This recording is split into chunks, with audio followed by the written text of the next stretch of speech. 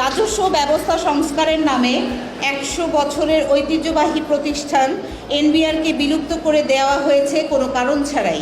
জাতীয় রাজস্ব বোর্ডের কর্মকর্তাদের আন্দোলনের অন্যতম দাবি ছিল এনবিআরকে বিলুপ্ত না করা, কিন্তু প্রায় ২ মাসের আন্দোলন হঠাৎ প্রত্যাহার করায় এখন সরকার এগুচ্ছে এনবিআর বিলুপ্ত করার পথেই।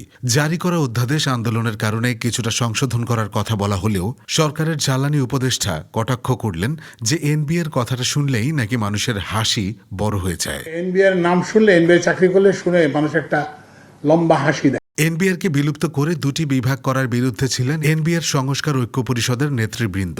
যেখানে দেশের রাজস্ব এজেন্সিকে সংস্কারের মাধ্যমে শক্তিশালী করা প্রয়োজন, সেখানে এটিকে বিলুপ্ত করে রাজস্ব কার্যক্রম পরিচালনার জন্য ২টি বিভাগ সৃষ্টি করা হয়েছে, যা রাজস্ব ব্যবস্থাপনার আন্তর্জাতিক রীতিনীতির সম্পূর্ণ পরিপন্থী। কিন্তু সরকারের অবস্থান হলো এনবিআর অবশ্যই বিলুপ্ত করে ২টি বিভাগ থাকবে।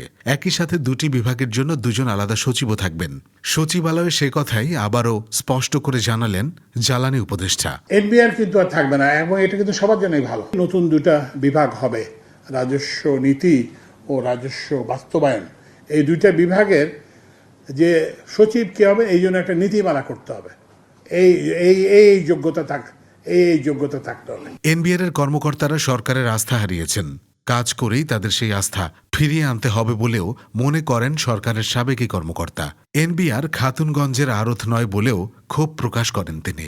অধ্যাদেশের কিছু ত্রুটি আমরা আইডেন্টিফাই করছি, তো সেই ত্রুটিগুলি আমরা সংশোধনের জন্য সরকারকে পরামর্শ দেব। ওরা বলছে যে সব লোক আমাদের হতে হবে, এটাও গ্রহণযোগ্য না। আবার এই উসিলায় প্রশাসন কাডারের যে খবরদারি, সেটাও আমরা মনে করি এটা গ্রহণযোগ্য না।